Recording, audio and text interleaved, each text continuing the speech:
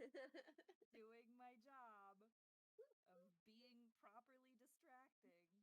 Oh, God. Sorry. My nose is running and I don't know why. It's like fucking. Well, it's 26 degrees Celsius. What's that in Fahrenheit? I think it's something like 70 something. 78, yeah. You said it was 26? Yeah, so it's 78 degrees Fahrenheit Yeah. here right now, and it's hot as balls, essentially.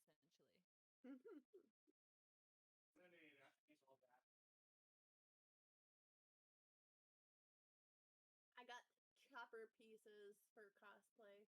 Ah, yay! That's so exciting! Oh, man. God. I have to start working on my cosplay for the next convention I'm going to, and I'm like, no. Because we're competing in the masquerade, but my friend is in the master division, which means that I have to compete at the master level because I can't compete with her otherwise. And I'm like, how could you do this to me? I mean, not gonna lie, you got some damn good cosplays. You do. It's true. I don't think you'll have any problem at that master level. Thank you. I don't know, maybe I'm too hard on myself, but also, like, I've seen those cosplays up close for the Masters division, and I'm just like, oh. I think Disney entering the And I title Oh was my! didn't I do mean, it. expecting we it. are our own worst critics. True. That is a true fact.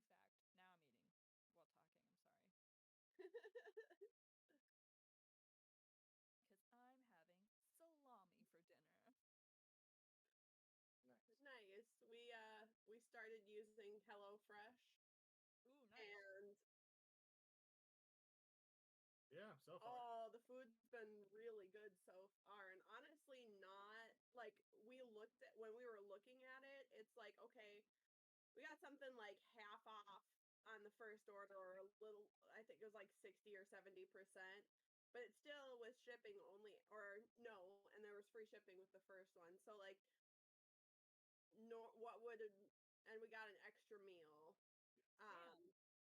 So we got 5 meals for 2 people, 2 people, so a total of 10 meals. And after tax for the first order, it's like $40. But That's then wow.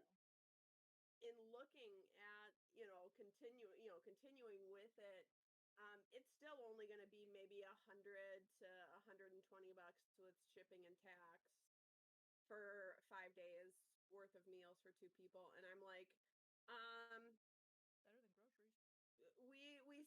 yeah, exactly. I'm like, we spend more on groceries per week, and half of those groceries end up getting tossed out, and then trying to order because you're like, hey, I don't feel like cooking, or I don't have the ingredients to cook, or whatever the excuse is. Yeah, exactly. Then you spend like $50 per person sometimes at some places, and it's like, this is fucking ridiculous. Yeah, it really is. And like, I don't know about you guys, but groceries have gone up so exponentially in the last Oh like my god. 5 months. It's actually ridiculous. So, Easily $300 a $200 to $300 a grocery shopping trip, and that's just for the two of us. yeah, I'm in the same boat. Oh, Yeah. yeah. Have you noticed the big difference, hey? Yeah. I literally am just one person and I spend $100 minimum on groceries a week, which is like $400 a month. And it's all like frozen foods. None of it's like fresh either. So it doesn't make a lot of sense. I'm like, literally, where does the fucking money going? But also, the man who owns all of our grocery stores in Canada is an evil son of a bitch. So there's that.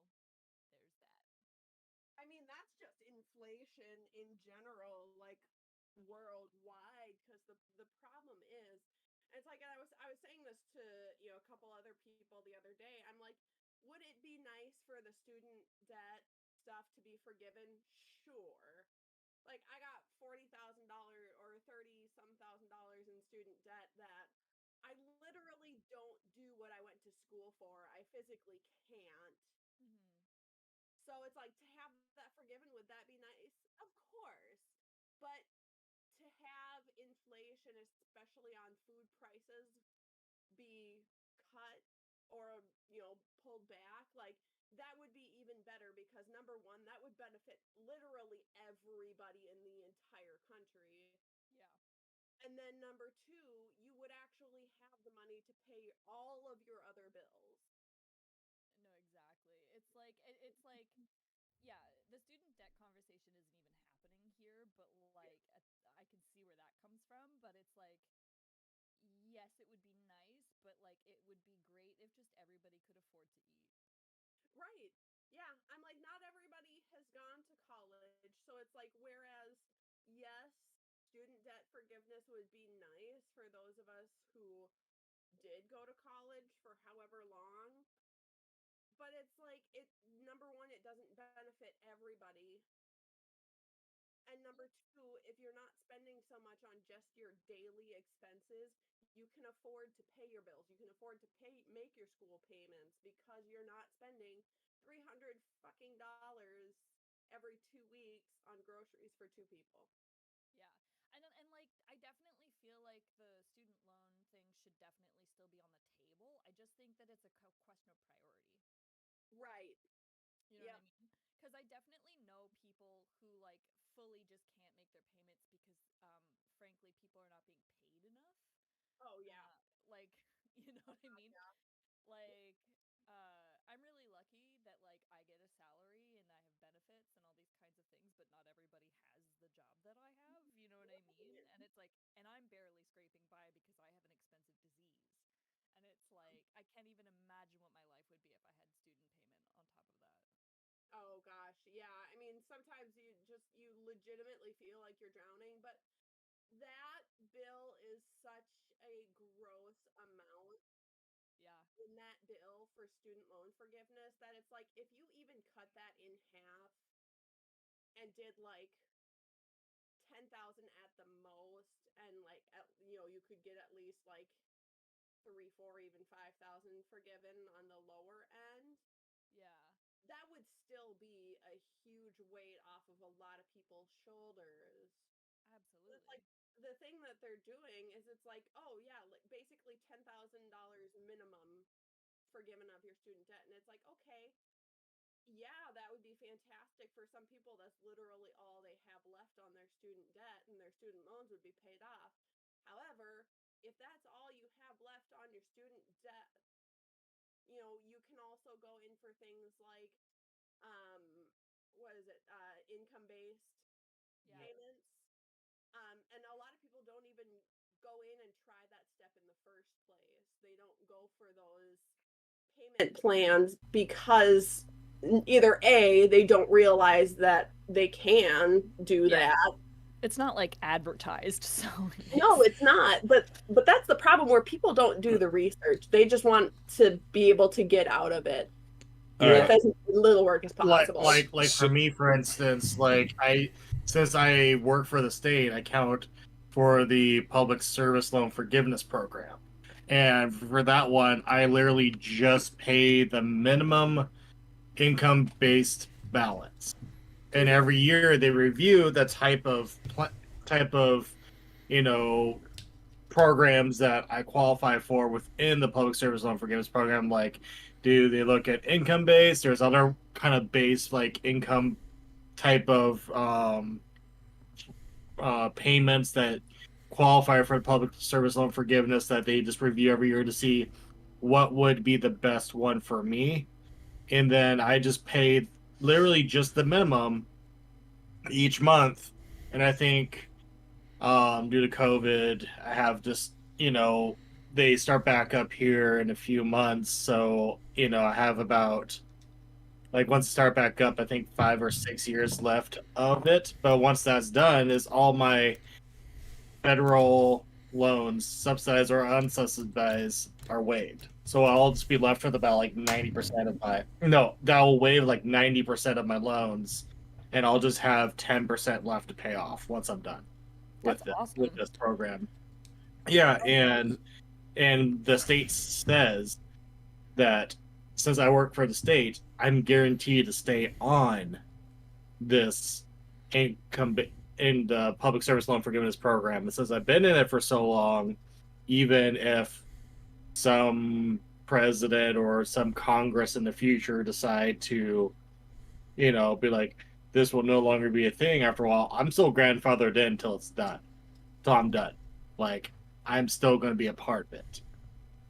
So, one way or another, 90% of my student loans will be waived here in about 5 or 6 years. And then after that, I just need to figure out, the best plan to pay off the 10% that's left. But that's way less than what I have now. So that'll be that'll be good once this is we're unmuted, all... by the way, guys. Just letting you all know. Perfect. Thank you. All right. We're just waiting on Carly and Evan. Yeah. Well, I know that they were having dinner with, I think Carly's stepdad is in town. Right. So I know they're going to be late.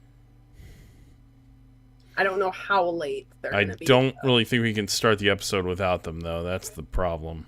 Yeah. So, I mean, you might want to message them or at them and ask them an ETA. Yeah. Okay. Well, that way we could just plan on Yep. when we're actually going to start.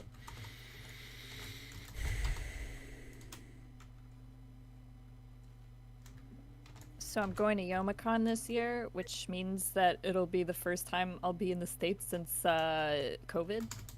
Wow. Hey. Pretty excited. Though last time I was in last time I went to Youmacon, I had to fight a white supremacist. So Fun. we'll see how it goes. Hopefully that won't happen this year. But it's okay.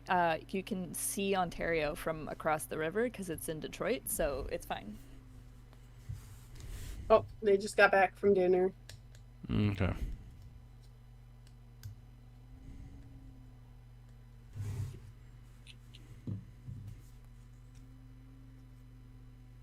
So what have you guys been up to in the last couple of weeks?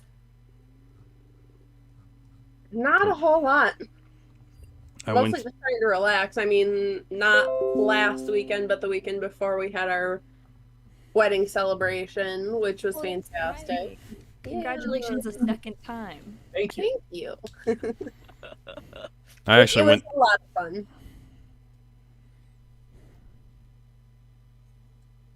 Sorry, go ahead, Liam.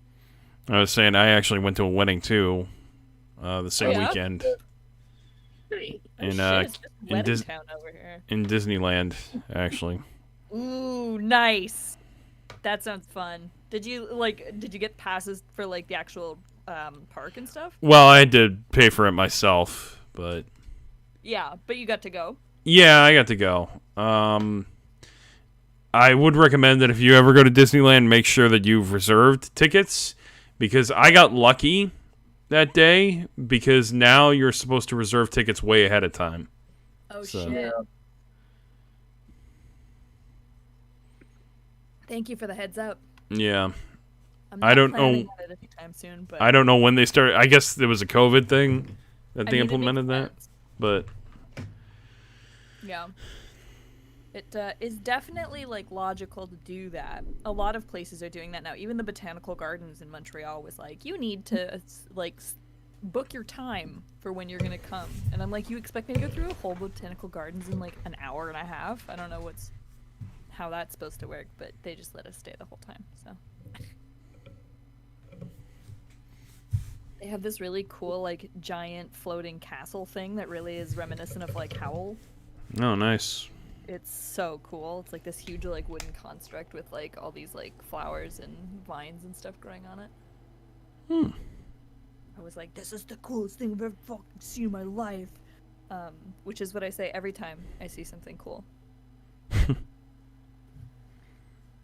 Oh man.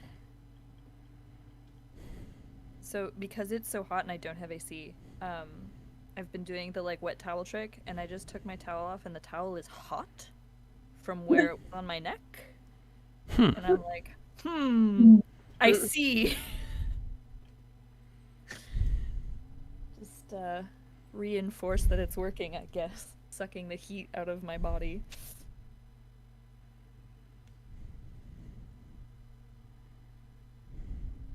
I think the worst part though is that I do have AC. I just can't use it because it's literally so loud. It's above the like the decibel that's like safe for human consumption. Oh, jeez. Yeah, it's a bit like being on like a airport hangar. That's no bueno. Not so good.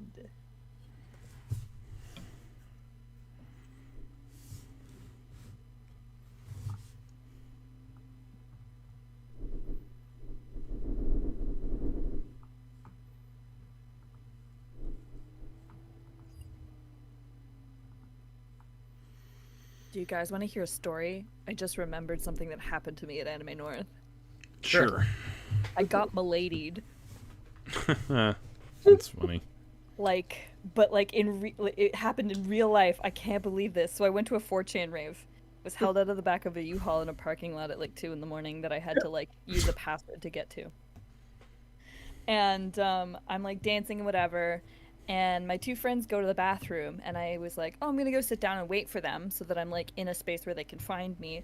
And this dude like approaches me, and he's like polite and whatever at first, but he is like, and I need to paint a picture, like classic neckbeard, fedora, random anime merch, like Demon Slayer Howery on top. Has a half-empty liter bottle of Smirnoff Ice in one hand and like a suitcase in the other for no explicable reason. And he was like talking to me and whatever. And I was like, yeah, okay, like have a nice night, whatever. And he keeps talking to me and like he goes, you know what? I've had enough to drink that I am feeling flirty. And I was like, not this. Like, no. Word. This isn't happening to me in real life. Fuck. And I'm like standing there and I'm just like too awkward to say anything. And he was like hitting on me in the most awkward way possible, where he was like, being like, has anyone ever asked to see your boobs, milady? And I was like, no, literally never. This never happened to me. And then I was like, he was like, do you have a boyfriend? And I was like, no, I have a girlfriend of like 10 years. This isn't true, obviously. But like, and I was like, yeah, she just went to the bathroom. I'm actually planning to like propose to her this year, and went off for like, I shit you not, 10 minutes of like fake wedding plans. And I see my friends coming, and I was like, it's my girlfriend of 10 years. She's engaged. Like, she like runs up to me and immediately this man changes his direction and starts hitting on our other friend Eve. So we were like, we need to get the fuck out of this interaction. And then he followed us around for 2.5 hours. Jeez. But I just was like so flabbergasted by the fact that he was just like, oh, milady, I'm feeling flirty. And I was like, this isn't real. I feel myself getting green texted as we speak. Like, oh my god. It was such an experience.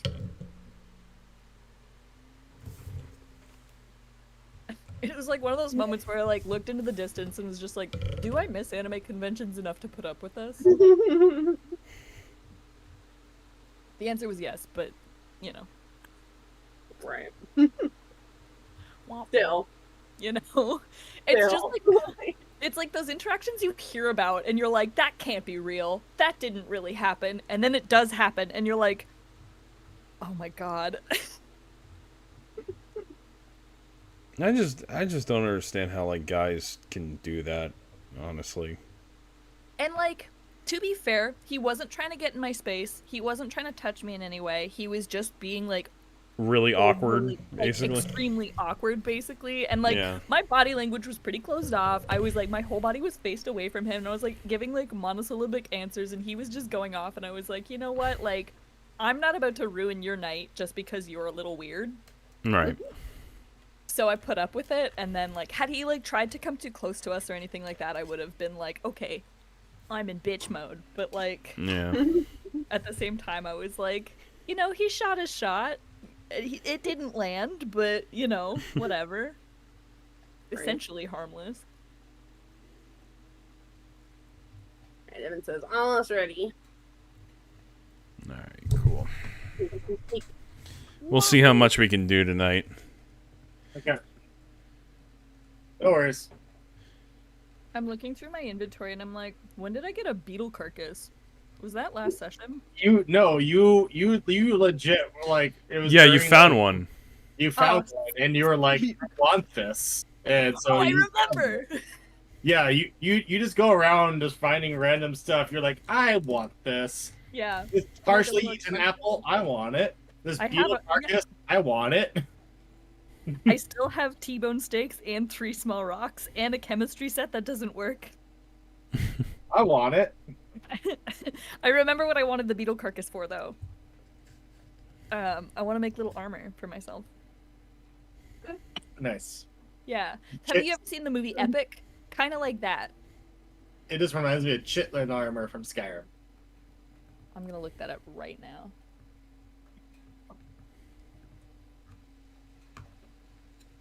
Yeah. Yeah. Yeah, it's just Yeah. like yeah. Yeah. It's just like it's just like big beetle armor. Like there's like these big beetle bug like things. You just kill them and you can make some chitlin armor out of their shells. Exactly. I want to make a little bit of armor for myself so my AC will go. Because I'm sitting at like a 13 and it could be better. You know?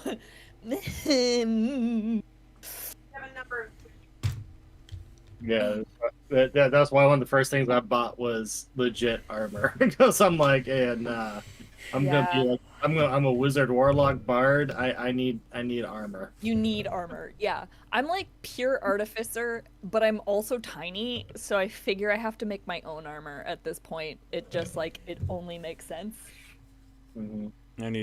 I'm gonna have to get another campaign set up, a one shot. There's a girl who really wants to learn D&D, and I'm gonna DM a campaign for her so she can. Aww. That's so sweet. Yeah. Sorry, I interrupted. I didn't mean to do that. No, it's okay. That was basically the end of the thought, anyway. Yeah. I just got to find the time to do that. So. Do you know what the plot's gonna be? It's gonna be kind of tangentially around what I'm doing with this one. Like, I don't know if it's gonna be set like thousands of years before or after or whatever, but you know, I'm trying to avoid getting too complicated with it because I'm not sure how much there's gonna be of it, you know. Absolutely, yeah. Well, and then not necessarily knowing how well she knows things with D&D. Yeah, well, I mean, we spent a night like I spent a night teaching her Dungeons and Dragons basically and how it works and how you build a character and stuff like that. So. Right. But I know being a first-time player going into a campaign where there's a lot to it can be a little much. I mean, that's the kind of the like the trick, isn't it? Is like you don't want to make it too complicated, but you also want to like make it like I feel like the best approach for someone for when their first D&D campaign is happening is a straightforward campain. Like a regular fantasy Lord of the Rings-esque kind of adventure. Yep. So that's what I started off with. Yeah, if you throw any extra stuff in there, it just gets confusing, and then like if they play with a different group or a different person and it's not that like sort of, you know what I mean? Like and then the extra stuff isn't included, it gets complex, but it's like you should learn the basics before you start introducing new concepts. Right. Well, then doing homebrew versus doing actual written out campaign. Yeah. You know, like official D&D campaigns. Like what's funny is I find already written modules way too stifling anyway. So Yep.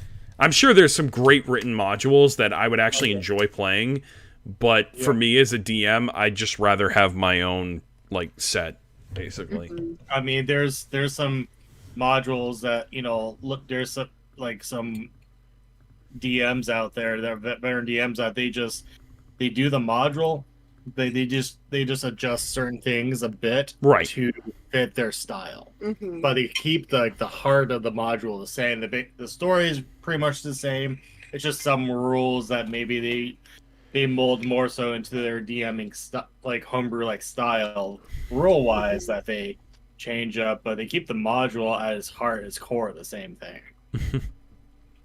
Yeah, I mean, I'm playing a Wilds Beyond the Witchlight campaign right now, and it's the one that I actually DM'd, but then didn't like DMing at all, so I am now playing in that campaign with a different group. But I'm finding it way better as a player, and the DM that I'm playing with, she prefers a module because she just likes to have, like, something set up for her already. Yeah, I mean, that makes sense. Like, I'm not gonna...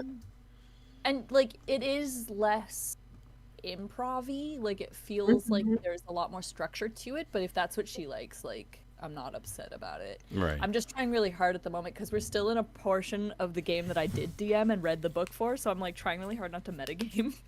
Yeah.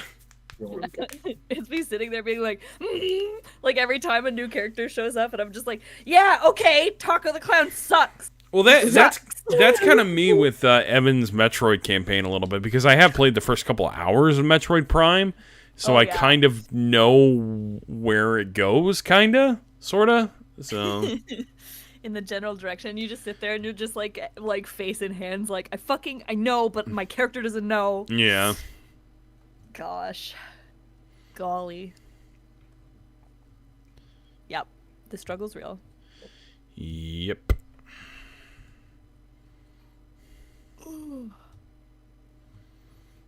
Alright. Hopefully you... We'll give them a little more time. I mean, they said they'd be here soon and then apologized for the delay. Yeah.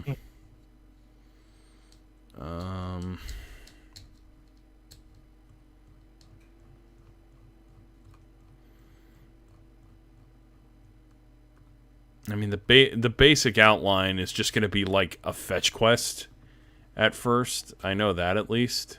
So.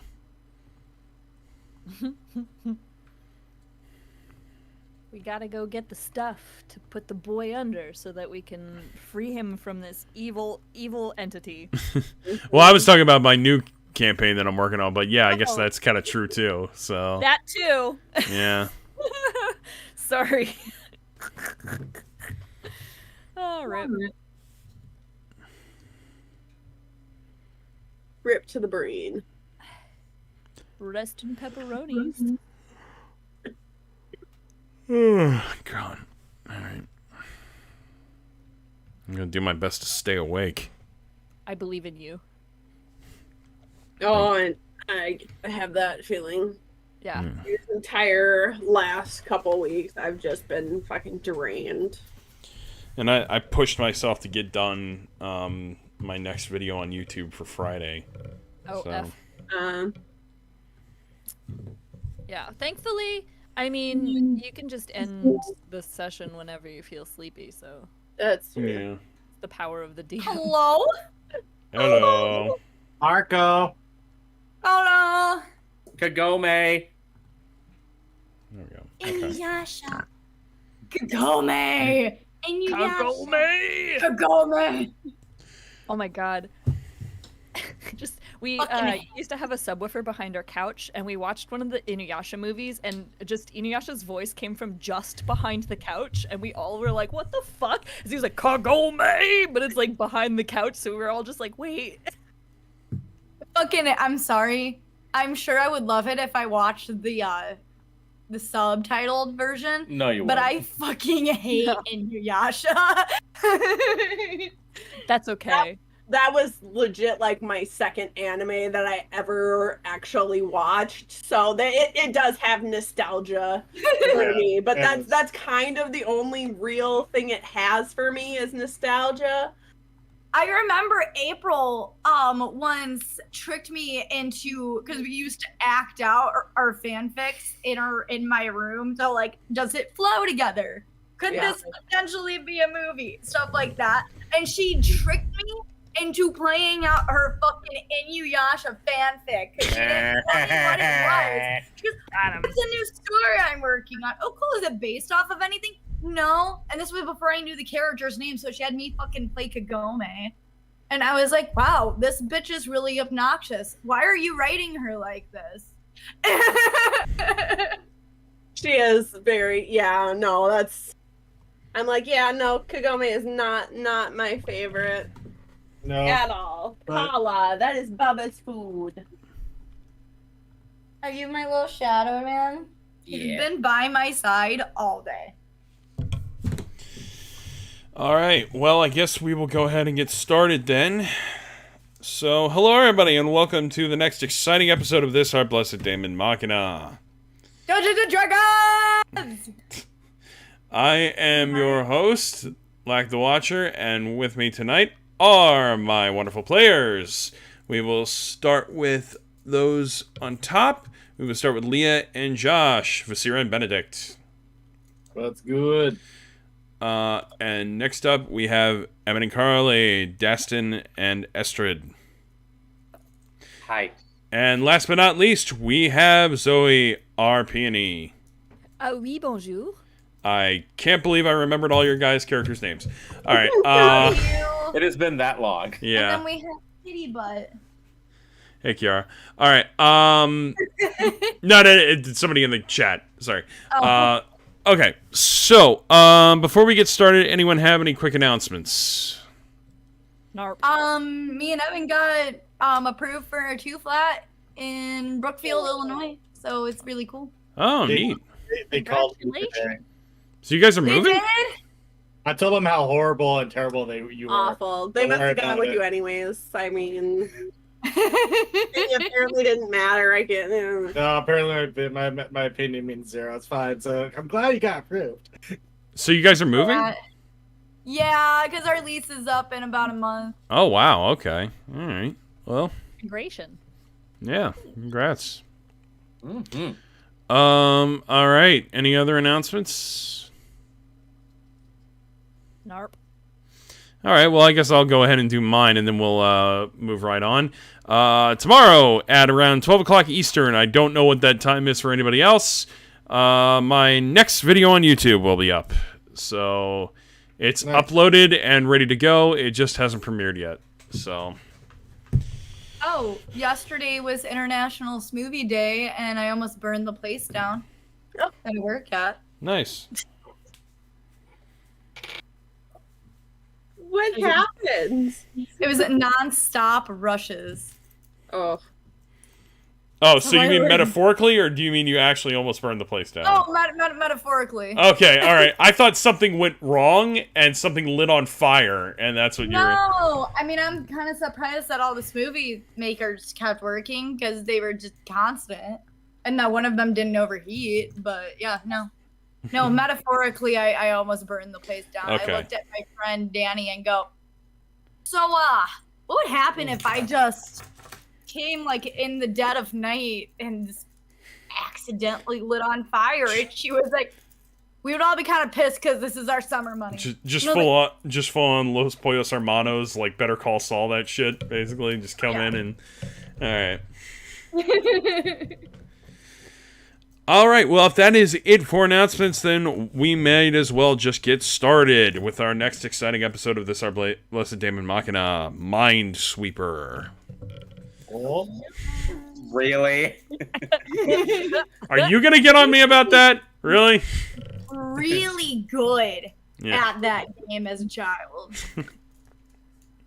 I was abysmal, but I liked it. So How are you good at Minesweeper? Anyway. Yeah. All right. Like, you figure out the patterns and you don't hit any of the mines. All right. never figure out the patterns. Ever. Okay.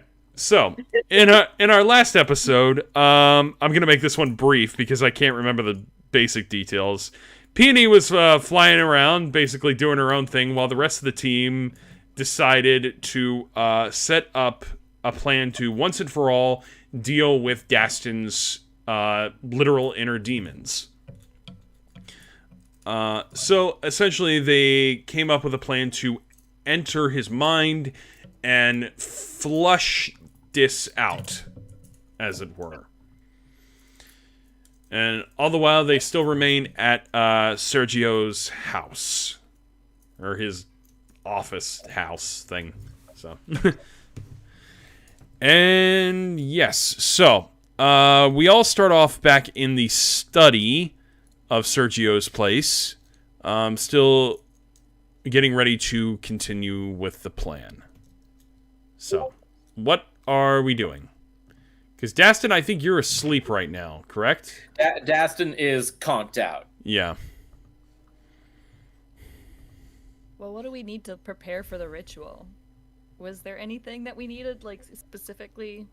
I think we needed the actual spell for it because We need the Sergio. actual spell. Yeah, Sergio didn't have the actual spell. They just had a book that referred to it. Yeah, so we were going to go to the school that Terry once went to That's right.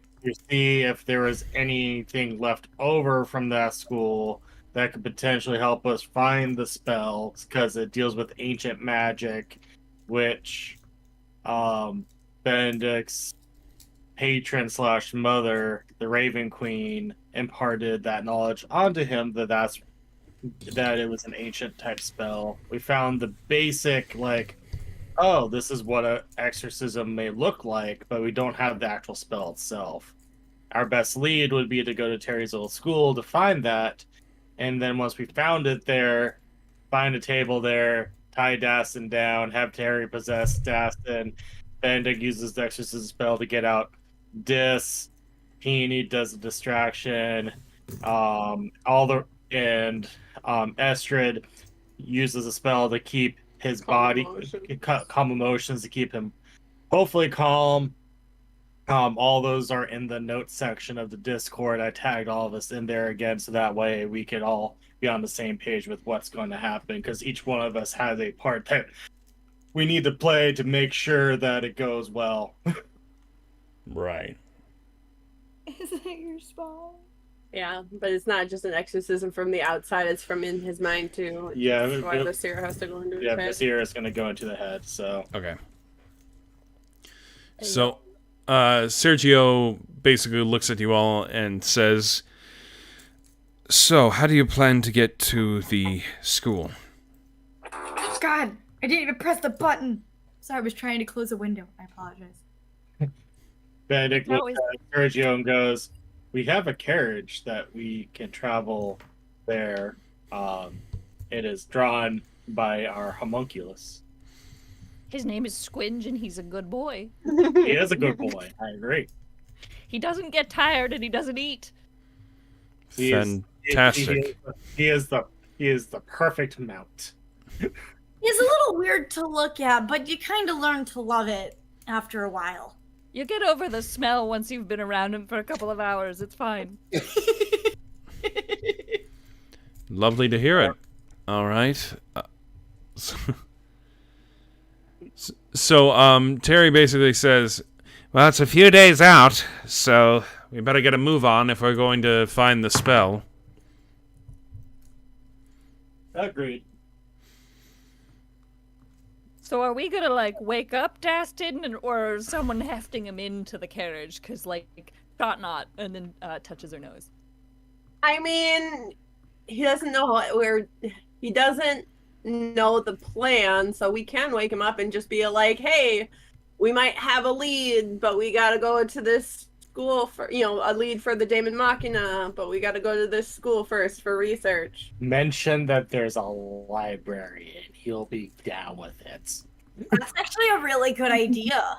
It's not totally a lie. You all know me so well. And then we jump do it. hope that there's a library with a book that has the extras in it, so it's not a lie. We're just cutting out a certain part of the reason. And then we could just jump him, like I could just cast sleep. And it's fine. Oh, right, but I can't cast sleep because we need him awake. Yeah. You can cast sleep to get him onto the table, and then we just wake him up once he's on the table. Why There don't we we go. just ask I think him that's a good really idea. nicely? He seems like he would do it. And Terry just kind of comes in with, I think you're all forgetting the factor that Dastin isn't the problem here. I was just about to say that. I think Dastin would be totally down. I don't think Dis would be. Which is why Peony needs to do her best. I'm gonna do my best. I have a plan, but I can't tell any of you what it's gonna be until we get there. You have to promise not to be mad. You're not gonna kill him, right? No, you have to promise not to be mad, though. I'm so concerned. We have rope. We have rope. We have to, yeah. Sergio interrupts by saying, I'm not entirely comfortable with you all taking the body away from here. So you want it done here? Do you have a place that we could do it? Well, I could set something up, I suppose. I'm not sure I'm necessarily okay with separating the party either. Yeah, no. Either you come with us and make sure this is done right, or this doesn't get done because we're not leaving our friend behind. Or we wing it, possibly fail, let loose a god/demon among the world that could potentially bring about its destruction, and it could potentially be on you. That is up to you, sir. By the way, Liam, I sent you. I know. TOBDM. I saw. Okay. Yeah. Make a persuasion check. Who? Either one of you, honestly. Like, yours is probably higher. I'm just saying. I mean, my persuasion's +5. It is. That's the 20. I love how the House of Debauchery channel in my server is just becoming the boys of FF7. I'm sorry, Jenna. Not sorry about it. Okay. Yeah, you go. I mean, that's We'll go for it. Mine's only +5. I mean, that's basically what, like, Liz is there for, right? So, Yeah. I mean... And also, the Final Fantasy VII boys are easy to debauch. They really are, though. All the Final Fantasy men. All of them. Vincent Slutty. is also Pure. Slutty. Do I have it up? I have a picture of him signed by... Does that... I have a question. Does that include Rufus Shinra? Yes, of course. Rufus Shinra is a little twink bottom bitch. Carly, sorry. What were you gonna say? I have a picture of Vincent signed by, Steve Bloom. Thank you. Oh, nice. That's And it says, plus 8. Carly, have you seen my phone? Oh my As God. soon as I read that, I was like, damn it. But yes, I also agree that Rufus Shinra is a little twink bottom bitch. Yes. Josh. Benedict, yes. Josh. That's a 24 to persuade. All right. Good lord. So, basically, Sergio basically says, all right, I will come with you then. Excellent. There you go. Could always use an armed magic user in the party anyways. This will be excellent. Oh, we have the same intimidation. And you see him kind of rush out of the room for a minute. And he comes back, and you see him basically almost covered from top to bottom in, like, thick clothing. Pretty much. You don't get out much, do you? Not anymore. He's a wizard. Obviously not.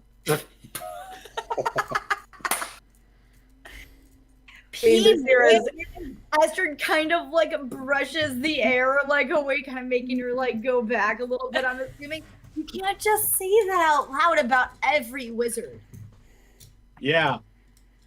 And Terry's like, nah, she's kind of right. There's a wizard. I'm sorry, what did you say? Terry goes, yeah, she's kind of right. Hey. I mean, I also use magic, and I must say it's still a bit overkill, but I get it. Listen, it's the bookie people. They like the indoors. I don't know what to tell you. Hey. You're not a bookie person. Holds up his tome. Points. Points. Captain suddenly wakes up, not as big as mine, goes back to sleep. I say Basira points towards Daphne. Compensating for something there?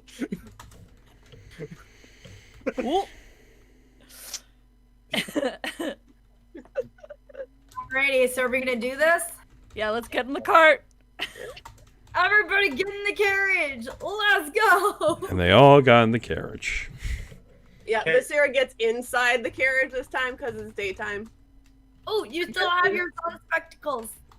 She does, but it's still one of those, like, she's still a drow, so it's still like, nope, inside in the daytime. I don't know why, but this entire time I've pictured like a buggy from like the Oregon Trail. Yeah, isn't that what it is? Carriage. Oh. I mean, it's. I always kind of figured it was like that. So Yeah, I also. Yeah. I was more picturing, like, from, like, if you think about Van Helsing when they're transporting Frankenstein Oh, in the like a carriage. legitimate carriage. Yeah, That's that's what I've been that, thinking. that's what I've been picturing in my head. Buggies are so much more fun though. Also, though realistically, I suppose like the four of you and me, like with how small I am, would be able to fit into a carriage. I don't know how we're fitting with Terry and Sergio though. Terry's Terry's like, a golden head. He doesn't really have to. Ah, yes, go I in with forgot it. I haven't made his body yet. No, but I paid you half, and then I'll give you the other half once it's finished. It's coming. I love how I that's know. just an ongoing thing ever since It's we gonna first met. happen. Astrid might stretch the troop, but she always delivers. I've got a blueprint. I just need materials and time. all right. So you guys are taking off now. Yeah, I think Yeah. so. Does Sergio Yep. have to sit on the floor? Sergio just kind of goes into his own little corner, basically. He's keeping an eye on Daston at the moment. He's so sad. I'd say plus there's at least one person that's outside driving the probably one person outside driving the carriage. So I'd imagine there's only maybe 5 of us inside. Yeah. I could I'll drive the drive. carriage. I don't think I have yet, so I'll do it. Yeah. Cool. Sure, Benedict would be out there with Astrid. Probably. Oh, my wifey. You mean I get a whole seat to myself? Wow. That's so big for you because you're so small. I'm like sitting on the bench, like kicking my feet, like, wow, this is so roomy. Basira picks her up. Adorable. Basira picks her up, moves her to the side, and then sits down next to her. She's like, "There's 2 fully grown men right over there. No, you don't get a seat to yourself." That's very fair. It's my homunculus that's pulling the damn cart, like sulking. You're also the smallest one in the party. I fail to see how that's relevant. Anyway, you said it was a two-day ride. Hey! Don't make us pull this carriage over. Yeah, Yeah, you kids be good in there. yeah, it's about a 2-day ride. All right. It's 2 days of just bickering. Over seats. And a lot of mom, dad, are we there yet? If it's 2 days, don't you have to wake me up to like feed me or something? Aw. I mean, you're not under a spell to be asleep. You were literally No. just still sleeping when we were all talking. Yeah. They carried you there unless you sleep like the good boy you are. Wait, so am I awake now? Can be. You can be. Wait, no one specified that I. I Yeah, haven't- no one specified that. So Oh, my bad. Yeah, they said I was asleep while you guys were all having your meeting. Yeah. I didn't think I put you under yet, so I just thought you'd wake up on your own accord. I thought you Yeah. guys put me under like in the session before, and I didn't know. No, and I don't have the power to wake him up, so it was gonna have to be on you guys. So you know. My bad. He And carried you I into don't the have any carriage, spell slots, like a so- child going into the car seat after a long party at a family friend's house. Yeah, pretty much. He walked into the cart willingly on his own because that's Basira was like, well, he doesn't need to be asleep now. But I think that's on us, Evan. We should have specified that for you. Okay. Tuck you in, play a blanket over you, tucked you in to your side of the seat, and just let you wake up on your own accord whenever you're ready. Just hang out. You wake up in the carriage to bickering. Yeah, Dastin just kind of jolts away like, elves. Oh. Oh, You guys, what's going on? We're going to the library. We're going to the biggest library in the city. Well, two days away, but yes, in that city, yes. Yeah. My bad. I should have been more specific. Thank you, Benedict. Oh, I got you. What's the name of the city? Cheek. Yeah, what is the name of the city? I'm trying to remember. Well, it was a university. What's the name of the university in the city? Yeah. So it's a library and a university. It was, let's say, Straussmaunder. Straussmaunder. Ooh, I've never heard of that place before. This will be exciting. What's there? yeah, it's a universe. I mean, we think there might be a lead to the next Damon Machina or somebody who might know where it is. And we thought it'd be best to potentially look into whatever records they may have to help give us a lead as to how we can take it down. Also, it's the biggest library in that city. At least in that university, if not the city itself. There, but I did hear that it was. Yes. It's just a whole lot of books, bro. Isn't that like your whole deal? They got books and stuff, yo. You want history books, you want fiction books, you want sci-fi books. Yeah, and you just all see Dastin just start vibrating. I'd like to think that's exactly how Peony said it too. It There's is. lots of books, That was bro. roleplay. You want elf hentai books? It's there, bro. What's hentai? It's an art form. It's an art form. Yeah. It's an art form. It's It is ancient respect. Japanese string art. So Ooh, that'd be interesting to learn. Art. We've all seen the back pages of your book. We know you're into it. all right, so you guys are currently on the road. Jabari, what? Is there anything else you guys want to do? Really? Dastin's just kind of getting a group sketch of you guys. Yeah, I guess I'll start tinkering on my armor, my beetle armor, while we're in the cart for 2 days. If that's okay, if I can take the time to do that. All right. Sure. Yeah, that's fine. Is anybody else doing anything? Benedict will be reading his necromantic book to get better ideas about necromancy and things like that, since he is going wizard from here on out. Okay. Just vibing and driving. Dastin instantly rushes over to Benedict. Ooh, what's that? I mean, My book. what I was gonna say is Dastin like peering out the window of the carriage, like, what's that? Asher immediately covers up, like very sneakily, the title. It's his book. No, yeah, what kind of book? I want to see. What kind of book is it? It's a very boring book. You wouldn't like it. Don't worry about it, man. Yeah. I'll let you look at it later once I'm done reading it, so I can better explain it to you. Okay, I'm holding you to that. All right. It might And take, he a few years. backs away But slow. Dastin, you might have to wait a little bit because I'm next. Yeah. She's got wifey privileges. Rolling her I got eyes. my privileges. And you hear Sergio in the background go, Dastin, if you're interested, you can read this book. And he Okay. he holds up a book, and it is basically the history of. It's the history of elven culture, basically.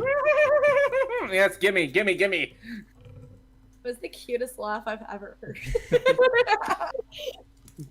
Yeah, Dastin just like graciously plucks it out of Sergio's hands, and he is just engrossed and silent. All right.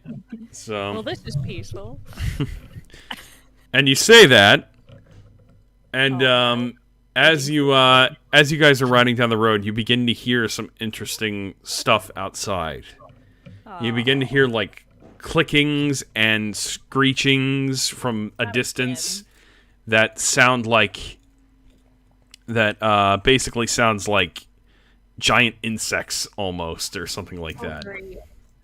Is it the same sound that those other like creatures we've run into sound like? The corrupted. Make a perception check. Oh no. Oh yeah. That's gonna be a 10. I do not be perceiving tonight. Well, it sounds pretty close to what you remember. Yes, Carly, Estrid. I just like. I'll make a perception check because I'm sure that being that they're outside driving, they can hear it. Oh, probably better than I can from inside. Yeah. I should have been prepared and actually been on the page. It's okay, I do that too. I will assist. I'm just like, oh, I need to roll. Oh shit, I need to be on the site. Dang it. Right. Yeah. You want to ask this, Joshua? I will assist you. Thanks, Hub. All right. And advantage. How do you plan to assist? I'm also outside. Okay. He gave me 1 point. I got a 19. Okay. It very much is exactly the sounds that you've heard before when you were near the cursed. Great. Guys, we might have a slight problem. I'm gonna like start putting my tinkering tools just in my pockets, and I'm like, not these guys again. Fuck. And then I have an idea, but nobody's gonna like it. What's the idea? All right. Just keep in mind these things are not near you. Yeah. Yeah, they're pretty far away. Yeah. But if they do come up to us. Yeah. Well, if they come up to us, weren't they listening to Dis before? Kind of. They were kind of, yeah. It's a little more complicated than that, but Well, fair. it's more that they were listening to Greyberry, who didn't want Daston harmed. That was kind of the idea. Gotcha. Balls. But go on, keep going, keep going. Gonna say, I mean, Peony wouldn't necessarily know that. No. None No. of us know him with Madame Greyberry, so. You know, I wouldn't know that at all. But also, do I really suggest that, Dis can control these creatures while we're literally actively trying to get Dis out of Daston's body? If she does, Vasira's just gonna be like, let's put that in our back pocket for the time being. If we can avoid the things. That's way too diplomatic for Vasira. Vasira knows she's squishy. She's like, I don't want to die. Vasira really said, take that attitude and put it in your pocket. Just Save it for a rainy day. take that idea and put it in your back pocket for a later time. Because they're not currently attacking us. Put a pin in it. Just put a pin in it. Put a pen in that voodoo doll. You're fine.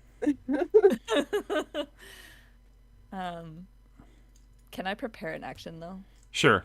Yeah. If What do you want to they, like, prepare? If they get really close, I want to prepare a spell, basically. Okay.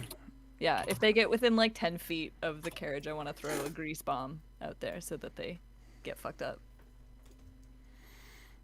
All right. I want to lean over to Estrid and just go, might I suggest we try to get our fine homunculus friend to go faster? So that way, hopefully, we can get past these things and not have to deal with them at all. I'm gonna lift the reins and I'm gonna crack that whip. Crack that whip. I hear the crack and I telepathically tell Squinch to go faster. Go faster, Squinch! Alright. So yeah, the carriage begins to go a lot faster. I almost want to make you all make what would it be? Like a Constitution saving throw or something? Oh. Dexterity? Dexterity saving throw? Yeah, I guess so. Yeah. Ah, the hell with it. Yeah, you all do a dexterity saving throw. I rolled a natural 20, so I got a 21. Well, you can fly anyway, so that probably is. So that does check. I rolled mine. You want to roll yours? Or? Yes, I'm. Oh God.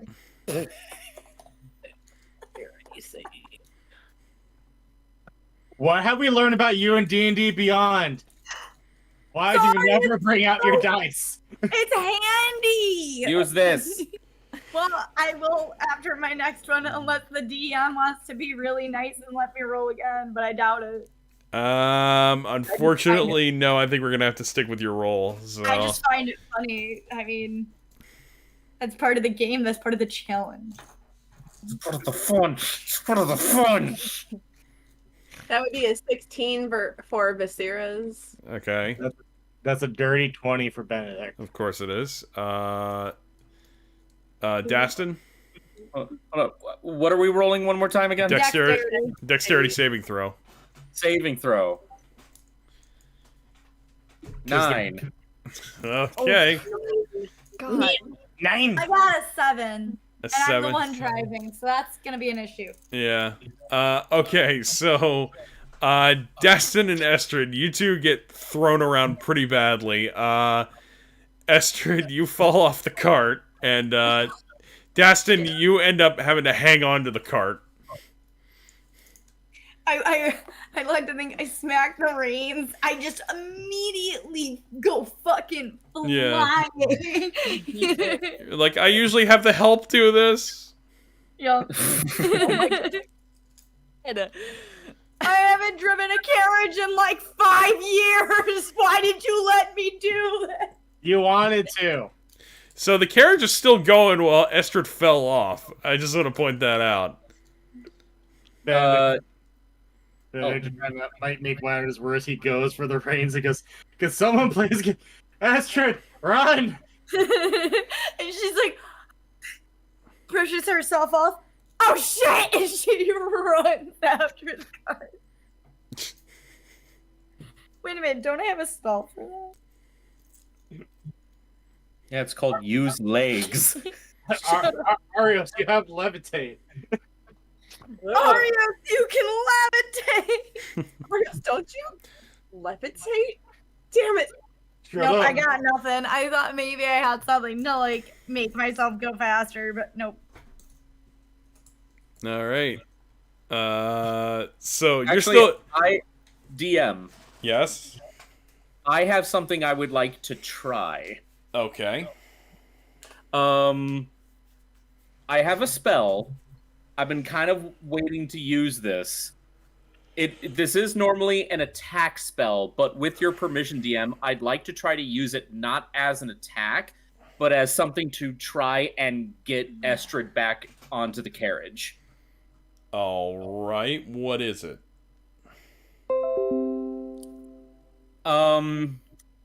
It's okay. So the spell is called Arms of Hadar. oh my god, dude.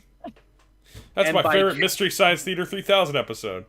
Right? Well, I even thought maybe I had Mage Hand and he could like carry me to. It's not that strong. Mage Hand can only at most lift like Yeah. 30 pounds. Tried. No offense. Basically, Arms of Hadar is an AoE spell where basically a warlock that casts it basically gets shadow tentacles, turning them into Doc Ock. Oh. All So right. I would like to try and use the spell not as an attack, but to try and grab Estrid. Okay, but what I am going to have to make you do is you are still hanging on the carriage. I'm going to need you to get back on the carriage first, so I'm going to need you to make, like, a strength check. All right. A check, not a saving throw, right? Actually, yeah, let's make it a saving throw. So. Okay, well, they're both -1, but I just want to be Oh, certain. okay, alright, yeah. Nope, I fall off the carriage. Oh, Oh, gosh. God. I rolled a 3. Because my strength, Daston's strength is a -1. Oh, boy. Viscera just leans out the window and goes, "You really need to just stop the carriage now." Can I telepathically tell Squinch to break? If it is in your capacity to do that, then yes, go ahead. It sure is. I'm like, but it's inside my head. Okay. So Squidge hears. But he gets the vibe, right? Right. He doesn't have a brain, so Yeah. Well, then how does the yeah, fuck it. they're just commands Yeah. that I can. But you And see, how does that... Yeah, fuck it. Squidge basically immediately brakes, and the carriage bumps into Squidge's ass, and then it stops. Oh, thank God. And Esther just, wow. Sorry. And Esther just run.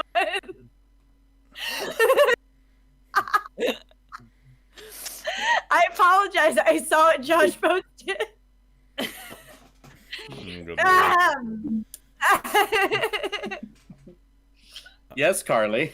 And she just runs up to the carriage. Daston catches up because she just ran right past him. It's like, come on, Destin, let's go. Yeah, Daston's running. All right.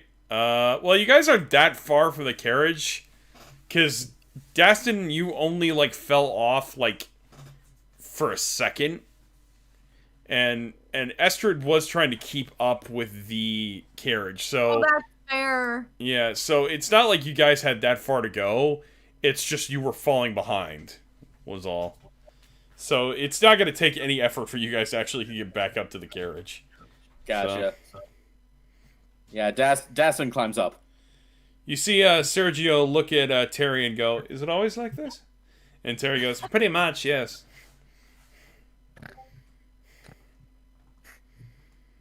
Listen, we're doing our best, okay?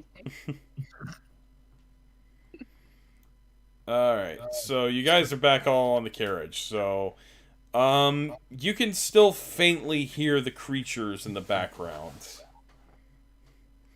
In fact, right before you and Daston get back on the carriage, you got, Esther and Daston, you hear right behind you.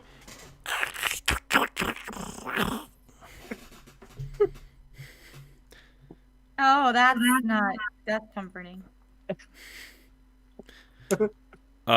So yeah, you guys look around and you see a very small, like, insectoid type creature right behind you. Is he within 10 feet of the cart? Probably, yes. So my prepared grease spell, can I cast it? Sure. Sweet. I throw a bunch of marbles on the ground, and they turn into grease in, like, a 10-foot square around the creature. Okay. The creature does, like, end up slipping off. It gets on the grease and starts slipping, but then it kind of steadies itself back up again and scans the carriage for a minute, and then it just kind of stops for a second, and then it scurries all the way back into the forest. Oh, that's not ominous. Might I suggest we keep moving? Yeah, yes, I agree with that. What did I say? I think you should drive this time. Okay, yeah, no. Let's go with that, my dear. Yes. Come on. Everyone back onto the carriage. Let's get out of here. And go she to the world- sits and there go- and, like, does this thing where she puts both of her hands in between her thighs and just looks down. Daston's already sketching out the creature they saw. Of course he is. Before they go, Benedict takes her chin like this and just kisses Estrid on the temple. Carly's not looking, so she didn't see. He just goes, "It's okay." And then he just cracks the whip, and Ridge can just keep on keeping on to the world's best library. Yeah, I telepathically tell Squinch to keep to move on. Every time I hear the whip crack, I'm like, oh yeah, just keep going. Yeah, now I think about it, I don't know how much a cracked whip would really do for a creature that has no brain, but It wouldn't do anything. It only responds to mental commands. Well, at this point, it's too late because we've already had a whole scene with it. But I didn't know that, yeah. and now I do.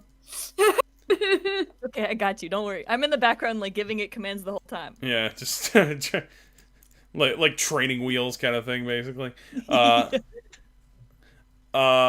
right. So, a day has passed at this point. What do you guys want to do? Do you want to like keep going, or do you want to stop? Do we get a long rest even though we're in the carriage while it's moving? I'll let you guys have a short rest. Okay. Cool. A rest is a rest, no matter how long. Oh, it doesn't give me my spells Horton back. hosts a campaign. We're in here too. I speak for the trees. That's Lorax. That's the Lorax. I know. How bad can I be? All right. No. The older one, the Yeah. good one. I know. I was Peony, where did all your spell slots go? She's one of these, and I don't know what happened to the other one, but it was gone when I got here. I think I used invisibility. We got a long rest at Sergio's before we took off. That's true. Okay, so I only have one spell slot used. That would be nice. I was like, hold on, how many spells have you used since we like just got up from Sergio? Don't worry about it. Secret. Secret. Oh, got a secret. All right. So, you guys are still moving on? Yeah, I think so. Okay. Secret. I've got a secret. All right. So basically, it's pretty quiet for the rest of the night. Terry and Sergio are pretty much keeping to themselves. But yeah, you can't really hear the clicking of the monsters anymore. It seems like they went in a completely different direction. So, yeah, it's pretty much quiet for the rest of the night, but it is nighttime now, so. We're gonna camp. I thought you were going to do that. Keep on keeping on. I think we're right into the night. Yeah. I was gonna say, I mean, Viscera can drive at night. Perfect. That's a good And his plan. claw in my back. There we go. Yeah. I think that's a great idea. That we just keep going. Keep on trucking. I'll sit in the front with Asira and sing her songs while we go. That's like country roads Take me home. to the place we. All right, let's not get to CMA. Come on.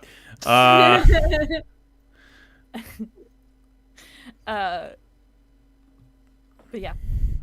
Okay, so you okay? You guys are going or stopping? Just to be clear. We're literally just keep going. Homunculus doesn't need to sleep. It can keep going while we're sleeping. I didn't even think about that. Yeah. And Viscera rested, meditated in the carriage. And sometimes I go for days without sleep, so it's fine. No, it's not. You don't work the same way, Peony. What are you talking about, Peony? That's just Zoe talking. You know you're right when you, but like you don't have to call me out. Yeah. It's true, but he shouldn't say it. You can't say that on TV. All right. So yeah, again, the night is pretty quiet. It's as you pass by, you do hear some like travelers here and there along the way, but they kind of mind their own business. Is there anything you guys? So what the fuck is that thing pulling that carriage? Yeah, exactly. They are kind of weirded out by it. And then the smell hits them and they all pass out. Huh. I'm joking, obviously, but you don't want to know what the goo is made of.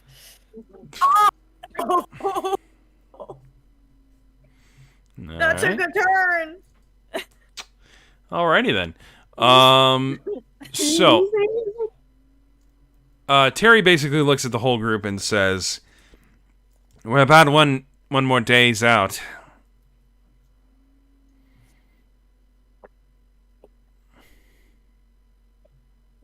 What? Another Yeah, day We is thought you had more to Yeah, say. I heard that. Yeah, we're all just like, yes. So I mean, that's basically it. Like he's giving you all the pretty much all the information. But Um, do you Is have it any still questions, night, or am I okay? No, all right. Then that's the end of the scene right there. Okay. Yeah, Jerry answered like most of the questions like the last session. Yeah. Okay. Then I guess we'll skip ahead, and so yeah, basically you make it over a hill, and over the hill you begin to see a very old kind of cathedral-like looking place. Terry basically looks at it and says, "There it is, in all of its old glory." Oh, old glory. So are Oh, there this like place is wonderful. are there Yeah. gonna be like students in there? Oh God, no. Oh, thank heavens!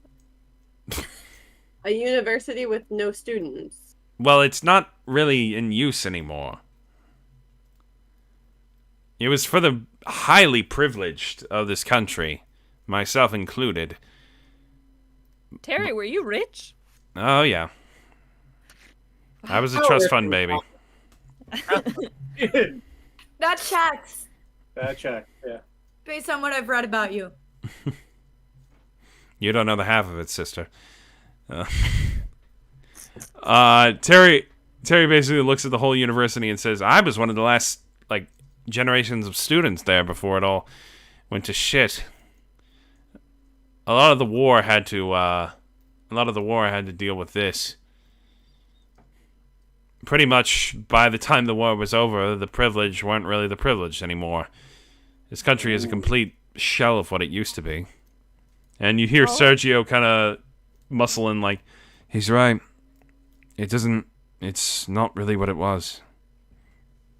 So who's all there now? Probably no one, or thieves, if I were to take a guess. You guys want to scare some squatters? Yeah. Peony, I fucking love you. The good news is That's that your first response. You want to scare the poor people that are living there as their homes, as no one else is living there, so that way we can go see if there's any books that we need, and Honestly, for our purposes, it'd be better if it was empty. That's all. I'm putting it out there. this is not the ethical debate I was expecting in tonight's campaign, but all right. No. You know, maybe she looks at Dastin. Maybe a couple of us will take a nap. Yeah, we have been going for a while. Yeah. Yeah, that's good. It's good. Yeah, it's perfect. Yeah. Nap time. That'd be great. Yay. Love curling up with a good book. Yeah. So do I. Yeah. Do you read all Okay. Yeah. Okay, DM, with your permission, I'm gonna insight check, but I'm giving myself disadvantage. Because this is something that Dastin would naturally like. Yeah. All right, yeah, no, that works. So. It's just the context seems out of place. Dastin's smart enough to know something's up, but not smart enough to know what. Yeah. That's fair. I know something's fucked up when I see it. Okay, so the first roll was a 9, and the second roll was a dirty 20. Oh, so he Oh, rolled- so he rolled damn. a 9. A 9, I gave myself disadvantage. yeah, which is funny because your second roll was your big one. So you would have gotten a 9 anyway. Basically, Dastin feels like something's off here, but he can't put his finger on it, so he's just kind of gonna roll with it. So. And he just kind of gives everyone a look, and he's like, "Yeah, all right." Like, he doesn't feel suspicious. Like, his first thought is, like, everyone's acting weird today. Astrid glances at Benedict and does one of these. Behind Daston. And Sergio basically looks at Estrid and Daston and says, I think I'll join you, actually. Cool. I would like to go ahead and like scout to see if there are any squatters to terrify. Okay. Terry kind of looks at you flying away and is like, where are you going? Inside to see what's up, and then I wink at him. And Terry's like, I wish I could wink back, but that's not going to happen. Well, you coming or not? All right. This was my idea, but whatever. That's fine. Sure it was, Terry. Sure it was.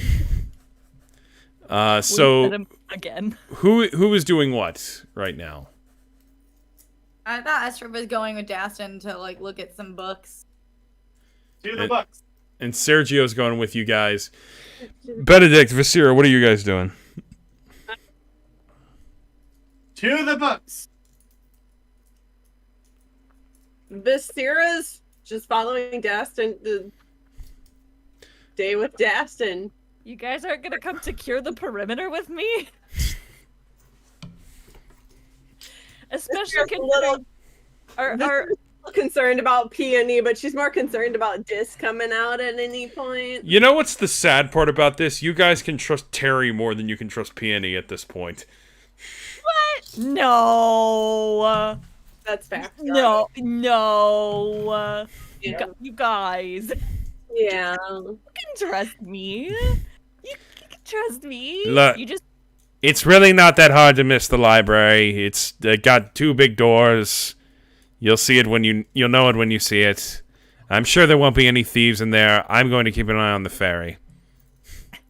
Sounds like a plan. Perfect. All right. So we will go with the big group for now. So Visira, Benedict, Estrid, Daston, and Sergio, you guys are going to the library. Yeah. All right. So you guys travel into the cathedral, which is a university, and you see basically lots and lots of hallways. But the biggest hallway is the one that goes straight down the middle. Daston's just kind of walking slowly, just taking everything in like, wow. It's still got a beauty to it despite its old age, but you can tell that it hasn't been used in a very long time. And in fact, it's almost reminiscent of Sergio's like study house, basically. Oh, age just makes this place look even more pretty. You see some birds, some squirrels, lots of vermin. But that's about it. You haven't really run into any humans right now. So, Carly, I can't hear you. She was telling me something. Yeah. Oh, sorry. Okay. All right. No, that's my bad. I just didn't want to interrupt anybody, but I didn't anyway. Okay. All right. So, what do you guys want to do? Looking for the library. Yep.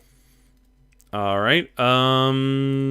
I guess perception check. No.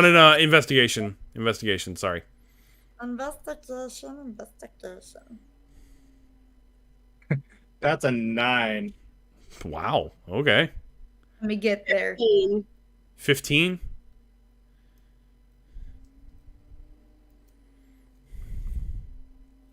There we go.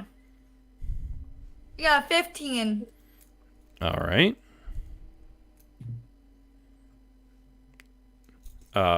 Daston? Let's see, we're doing perception, you said? Yeah. Okay. Investigation. Oh, investigation. Oh. Oh, they're both +5. 19. Okay.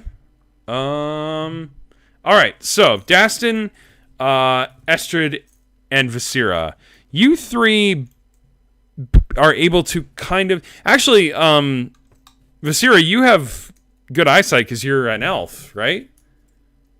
I have dark vision up to 120 feet. Okay, so altogether, you guys, the three of you, kind of feel like you're seeing what looks like the big doors that Terry described. So, and it's down the big hallway, the big straight hallway. So, Ooh. yeah. So, what do you guys do now? Aston's just gonna keep moving. Yeah, go Okay. there. Check it out. All right. So you guys head down. Sergio is not far behind, but he's following.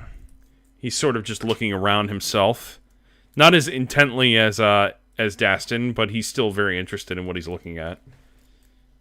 Oh, Dastin's like just running up to every little thing. So, she goes up to, oh God, why am I blanking on his name? Sergio? You just said it. She goes over to Sergio and she goes, "When you want me to do it?" Wait, what? Say that again? You know, when do you want me to take care of him? When you want me Oh, okay. It's very interesting. All right. So Sergio kind of just looks at Estrid and says, "Let's focus on how we're going to do it before we do it." I thought we had a plan already. You talked about that like, for the we past need 2 a spell. days. Yeah. We don't have the spell. We came here to look for the spell. I thought we got the spell. No, that's why we're here. Oh, I'm dumb. This entire time I thought. No, I'm sorry. It's all right. It's all right. Oh, we have in Ben the book that Benedict has that he's learning his necromantic magic from. There is a depiction of an exorcism that will be like the one that we're doing, but we don't have the actual spell. We just have My what bad. it looks like. We don't have like the words. Okay, I apologize. I'm not sure where the disconnect happened for me, but I'm back. It's all good. We're on the same page. Yes. I mean, it has been like over a month since we've played this, so Appreciate you. Yeah, no. I mean, like, I'm the DM, and even I'm barely keeping together the pieces of what the hell is going on, honestly. This will actually be a little easier to remember for me, though, because this one's a little less of a blur. So, you guys basically head down to the two big doors. You notice that they are cracked as you get there. Like, it's not like they're shut or anything. All right, push it open. All right. Yeah.